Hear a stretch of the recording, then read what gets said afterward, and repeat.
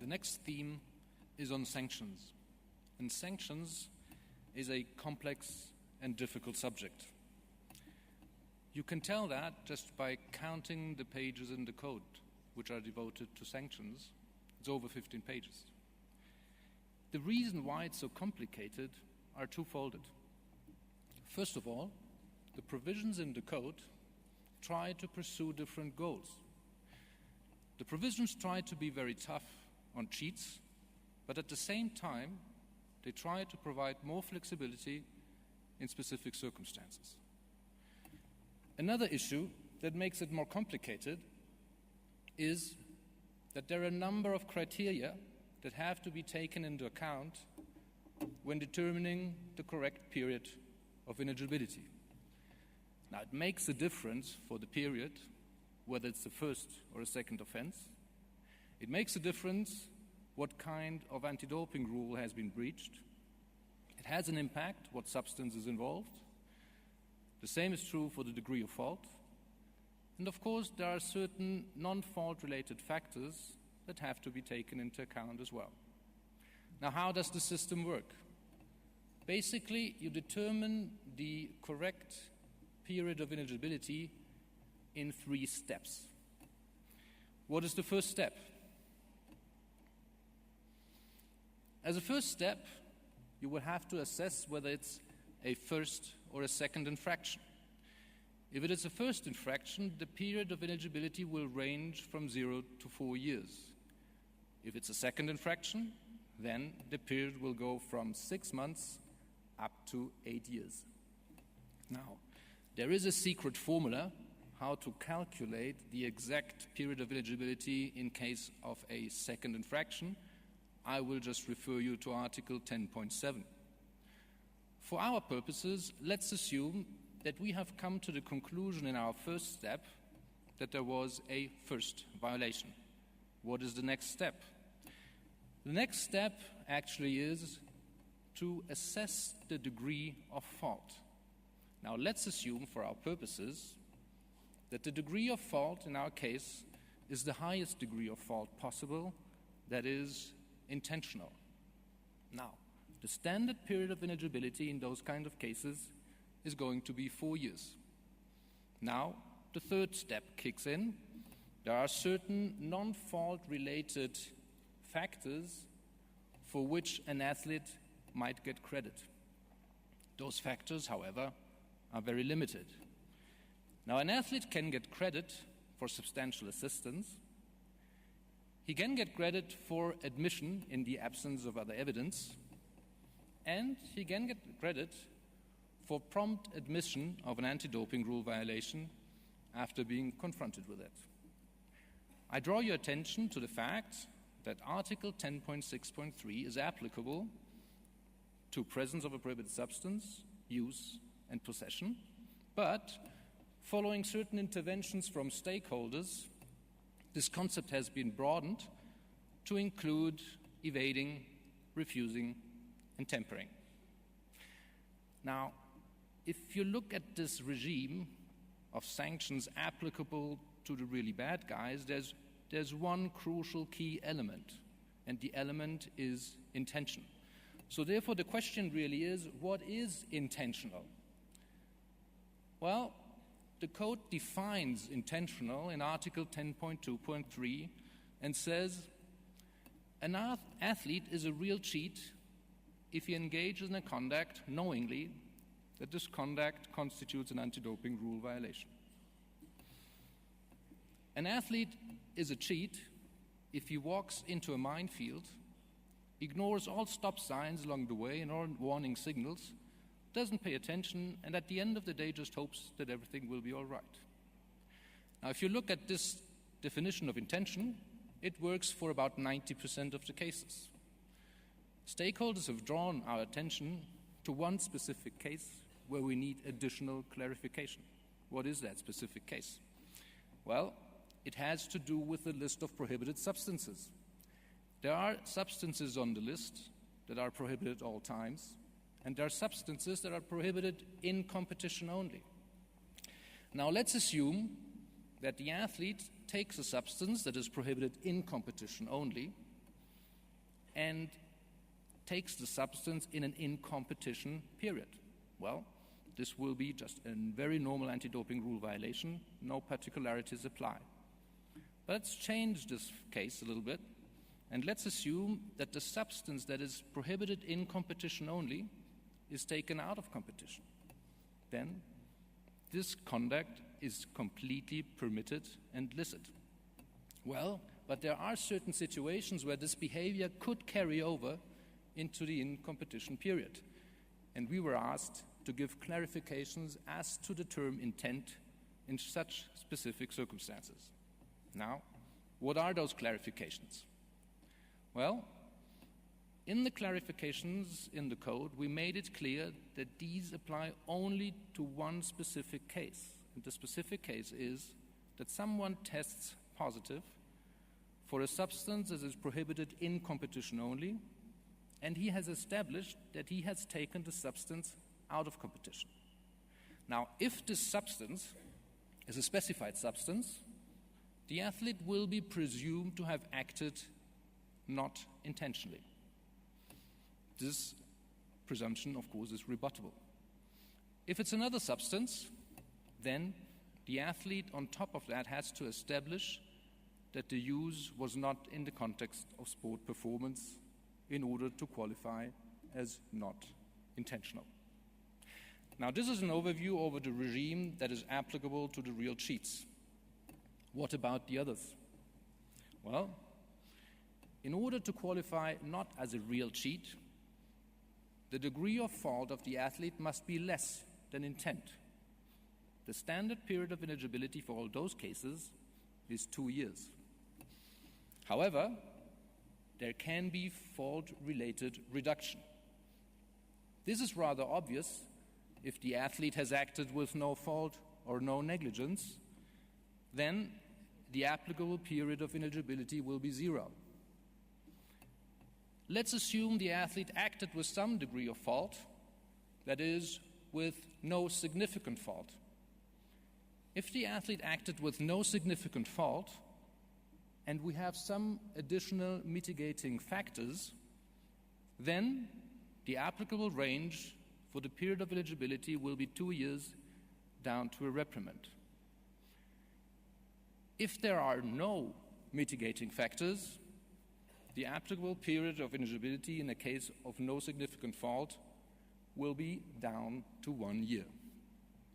Now, if you look at this regime of sanctions applicable to the so-called non-cheating or no cheats, then again there is one crucial element in it.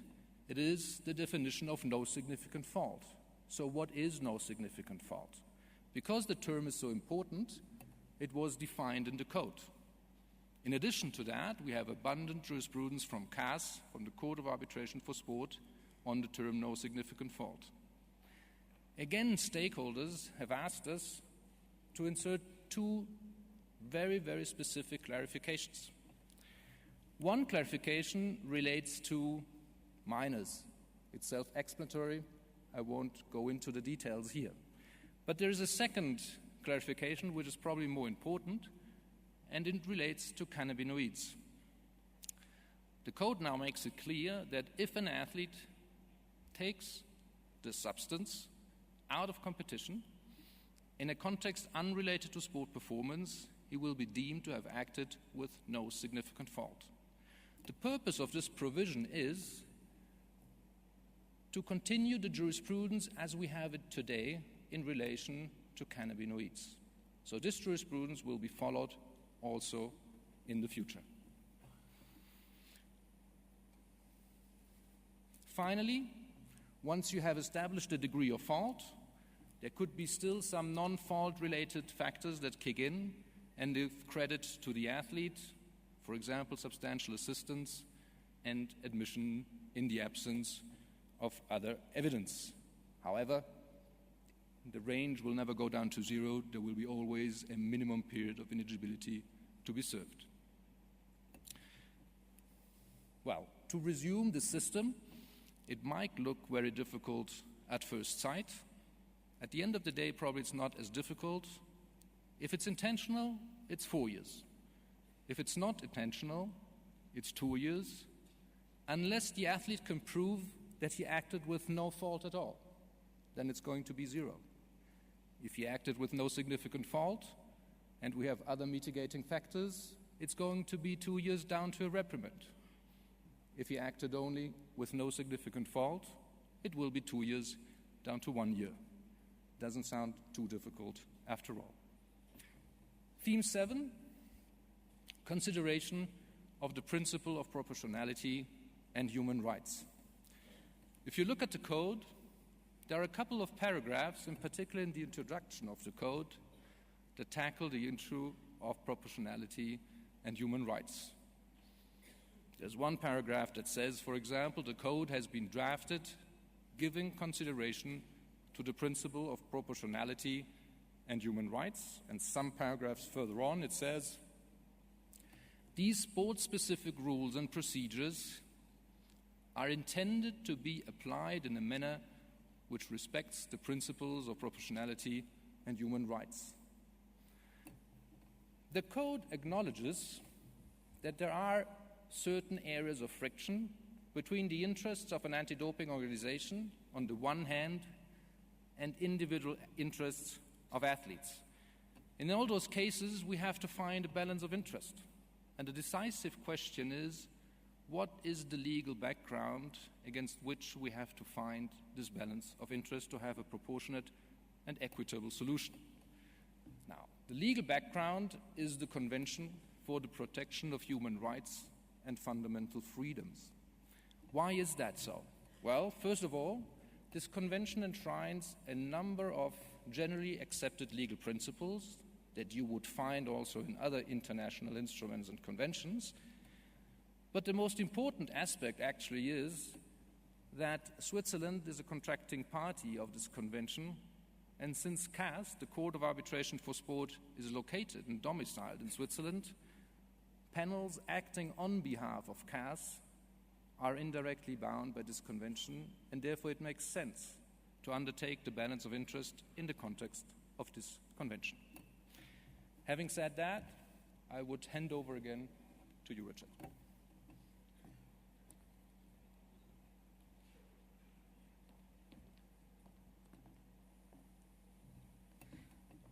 I'm just going to briefly discuss 7 additional code changes that don't fit into any of our themes. First one is the period for accumulating 3 strikes. Under existing rules, 3 strikes in 18 months is an anti-doping rule violation. That's been changed to 12 months. It's been changed to 12 months at the request of athletes who make a good point, and that is that if you've got somebody out there who's trying to evade a sample collection, you can get 3 strikes on that person in 12 months. What happens with the longer period is that you're more likely to get people who are careless and commit paperwork violations, and we don't really want to call people who commit paperwork violations dopers.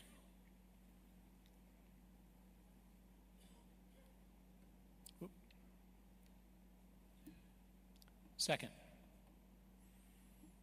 you have situations where an athlete is in a registered testing pool and then retires and then wants to come back to compete. That's okay, but what do we do about this risk? Because we've seen cases where athletes were in registered testing pools and then they retired, and you can't test people when they're retired, so they retired and they doped on steroids, growth hormone, and other kinds of drugs. They waited until they were clean, still had the benefits of the drugs, but they wouldn't test positive, and then they come back to competition again. And then they retire again, and they do drugs, and then they come back and compete again. And we can't test them when they're retired. The 2009 code says that it's up to the different stakeholders in their rules to determine the testing before return to competition period.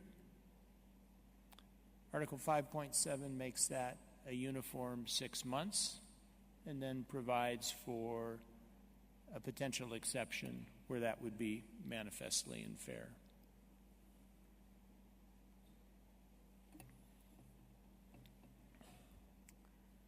Article 6.5 expands the authority of anti-doping organizations to conduct further analysis on samples.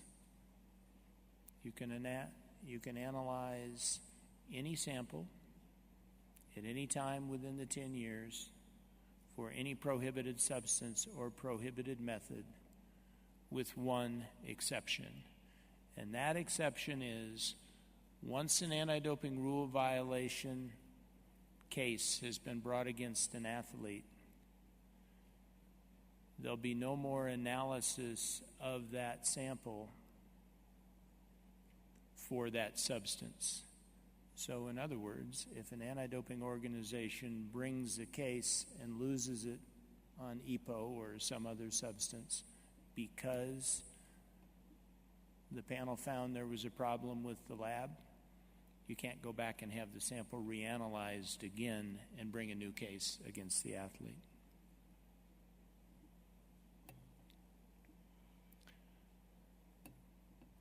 The current code allows anti-doping organizations to bring financial sanctions against athletes.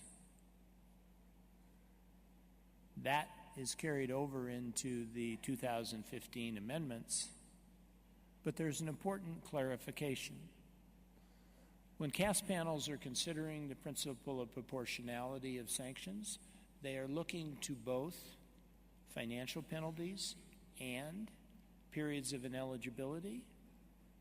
And what this article says is you can't use a financial sanction to reduce the period of ineligibility. In other words, you can't buy your way out of a period of ineligibility. This has been a hotly discussed topic. It's the return to training during the period of ineligibility. Current code says that when you're ineligible, you don't train with the team, you don't come back and use the facilities of the club. In a sport like cross country or distance running, maybe that's not too big a deal. In team sports, it can be a big deal. And in sports like gymnastics, where you have to use specialized equipment, it can be a big deal. After great debate, final decision of the executive committee was to allow for limited return to training, not competing, training only, during the final part of a period of ineligibility.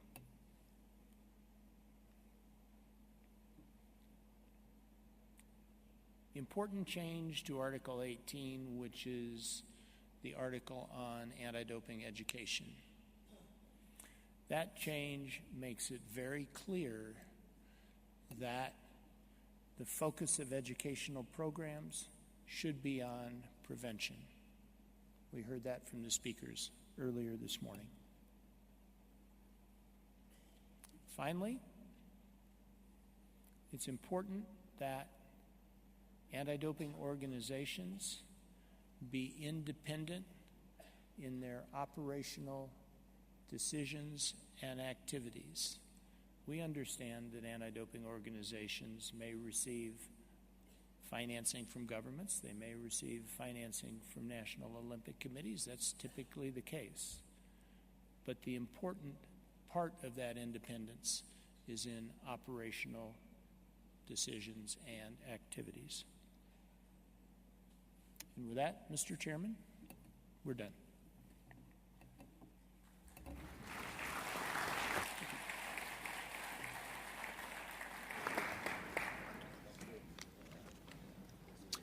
Well, thank you, Rich and Ulrich, and I know we all appreciate the clarity in which you're able to address us this morning and give us an indication of the themes and some of the more significant changes that are in the current draft. which is, of course, the one that we are focusing on during these days. Ulrich made some reference to the concepts of proportionality and human rights in the course of his presentation. And throughout this process, the co-drafting team has had the benefit of an eminent jurist to guide and, in some cases, give some encouragement in the manner in which the drafting was being concluded by the team. That judge is Judge Jean-Paul Costa, who is president of the International Institute of Human Rights in Strasbourg. He was a former judge of the European Court of Human Rights between 1998 and 2006, and a former vice president of the court and its president also between 2007 and 2011. And previously he'd been a councillor of the state in France and an associate law professor at the University of Orleans and Paris. He's the author of several books, among them the European Court of Human Rights Judges for Freedom, and in 2013 Mr. Costa has given, at the request of WADA, a legal opinion on the draft revision 2015 of our World Anti-Doping Code. We have had the benefit, as I've indicated, of guidance throughout this and ultimately a written legal opinion on the final draft. So I would now like to ask Mr. Costa to address you on the role that he has played in supporting the drafting team over the past couple of years. Thank you.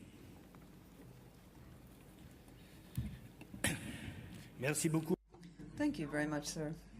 Ladies and gentlemen, I'm deeply honored to be invited to this conference, and I wish to thank WADA, its president, Mr. John Fay, for what he said about me, his such kind words. Last January, I was requested to draft a legal opinion concerning certain articles of the draft revised World Anti-Doping Code, but not all of the articles. Also, may I recall that my opinion is a personal one and reflects only my personal views. The fundamental issue was the compatibility of these articles with international standards in terms of human rights, which basically, and for known historic reasons, flow from the text of the European Human Rights Convention and the jurisprudence of the European Court of Human Rights. This is a legal area that I'm very familiar with. I wish to take this opportunity to welcome the work done by the Court and the Council of Europe in the fields of the prevalence of law, human rights, and also the Council of Europe when it comes to the fight against doping. Of course, it's a question of reconciling two objectives which I view as fundamental: the protection of the rights of the individual, to which I have long been committed and remain so, and the fight against doping in sport, in the interests of ethics, health, and equality. While everyone's dream is, or should be, to make this a better world, these two goals must be attained. But how can they be reconciled? That is the question. As part of my work, I have cooperated extensively with Olivier Nigli and Ulrich Haas. I have greatly appreciated their competence and skills, and I welcome this cooperation, even if, and that is normal, our viewpoints were not always the same. I wish in public to thank them. My legal opinion was finished basically by the end of June 2013, which perhaps in a sense is a bit early because the draft code has evolved since that date, but sometimes under the influence of my legal opinion. I'm not going to paraphrase my legal opinion. Rather, I would like to insist on 7 points which I view as particularly important and or points that may give rise to discussion. First of all, the legal qualification of measures, and in particular the sanctions, that may be taken against people, athletes and others, who violate or are suspected of violating anti-doping rules. This tricky question has considerable impact. There are three hypotheses one may uphold. Either these are sui generis measures, which do not normally call for special guarantees in the area of human rights, particularly when it comes to the right to a fair trial under Article 6.1 of the Convention. I discarded this hypothesis because I view that this residual category is not very extensive and may in the long run disappear. Furthermore, it would be artificial to liken anti-doping measures to the current subcategories. A second hypothesis, I think, should be accepted, that of the civil nature of the rights and obligations of athletes and support personnel, and therefore the measures provided by the code that concern them. Because of the civil nature of these measures, certain important guarantees in the area of human rights apply, but not all of them, of course, in terms of a fair trial and other guarantees. But of course, there is a third hypothesis which would give rise to more guarantees, that of the criminal or penal nature of the sanctions handed down against athletes and other persons. After an in-depth consideration of jurisprudence, not only that of the European Court of Human Rights, but many other jurisdictions, be they national or international, I reached the conclusion that this is not the case, and so finally I have no serious doubts as to this aspect. Second, the increase in certain cases in the duration of ineligibility, which would apply in the event of violation of certain anti-doping rules.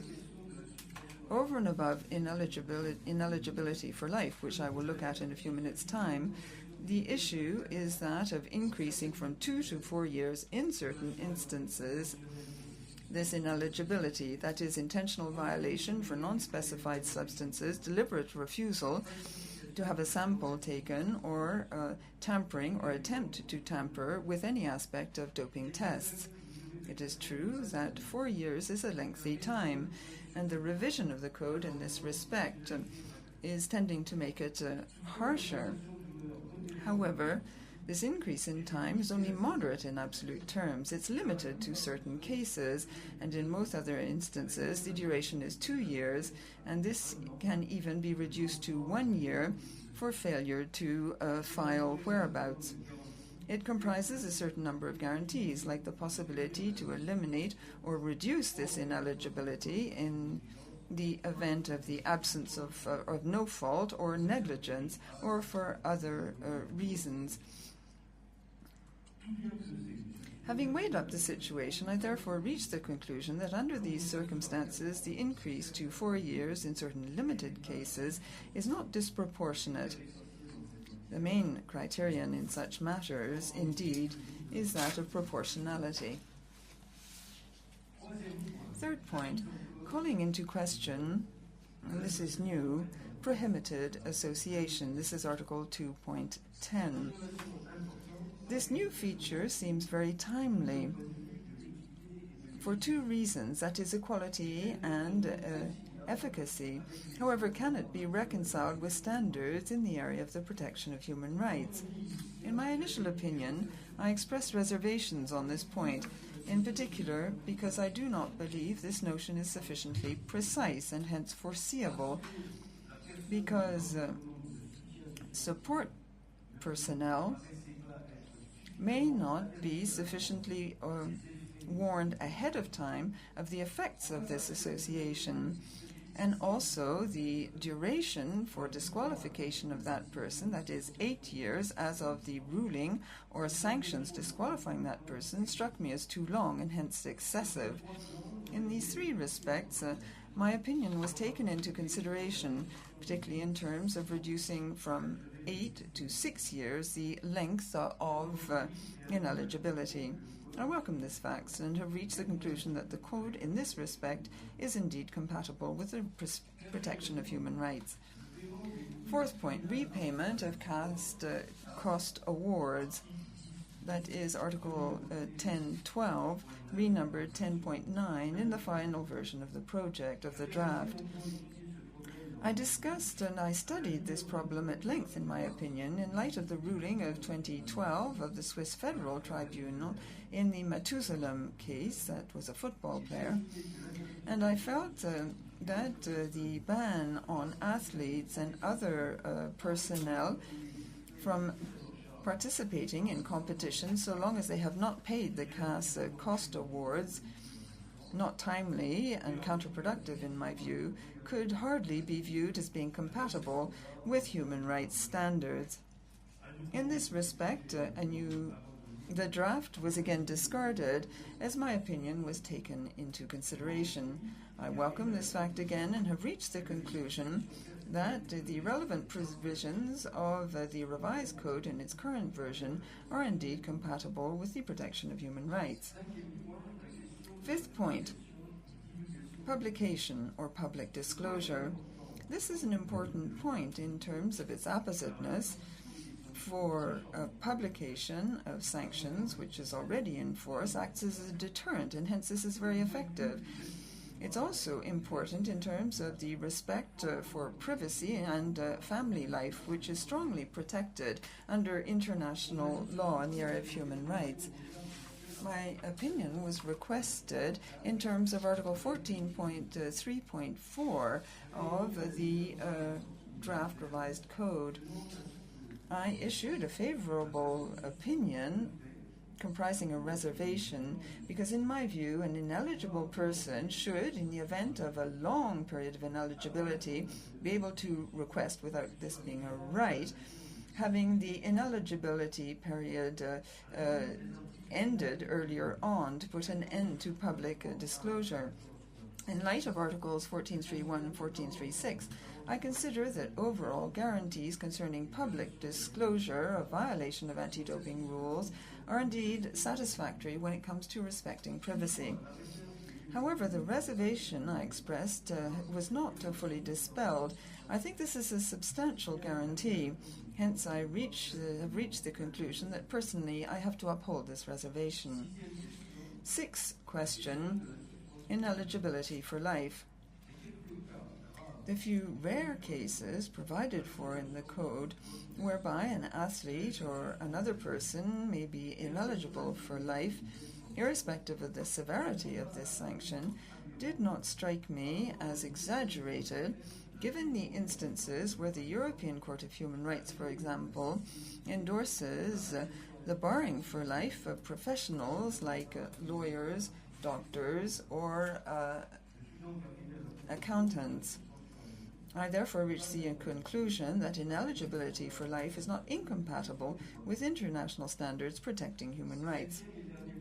Seventh and last point, the issue of athlete testing in terms of time, place, and persons tested. I'm referring here to Articles 5.2.1 to 5.2.5 and also 5.3 to 5.6. This is a doubly tricky issue, for it also concerns compliance with the right to privacy and respect for place of residence, which cannot be violated, and perhaps the freedom to come and go, and because national and international jurisprudence is as yet rare. So my opinion was nuanced and comprised reservations rather than recommendations. Furthermore, this opinion was requested for me on the basis perhaps not only of Article 5.2 of the revised code, but basically on this basis. I reached the conclusion that these tests had to comprise guarantees, and I issued a commentary shedding light on Article 5.2 and indicating the cases in which such tests should be carried out at any time and in any place. The comment subsequently added to Article 5.2 satisfies me in principle, particularly because it sets out a criterion that I myself had suggested, that of serious and specific doubts that the athlete was indeed involved in doping activities. I think this provides for a happy balance between the need to combat cheating and the guarantees protecting human rights. Athletes are human beings, after all, and one shouldn't overprotect the fight against doping. Also, the time between 11 p.m. and 6 a.m., that is 7 hours, during which, in the absence of suspicions, one cannot carry out tests unless the athlete within that time has identified a period of 60 minutes during which he consents to be tested. I think, having weighed up this situation, that this is not too short in terms of the idea of an entire night. And therefore, this might be contrary to the principle of proportionality. I do believe that all the provisions in Articles 5.2 and 5.3, while they do not appear to run against human rights, do imply probably the consideration and the interpretation of factual circumstances by the competent bodies. Of course, it is in light of future jurisprudence and case law that it will be possible to see whether the drafting envisaged is fully acceptable. I have therefore reached the conclusion that in this latter respect, my opinion can only be favorable, subject to certain reservations. Thank you very much for your attention, ladies and gentlemen.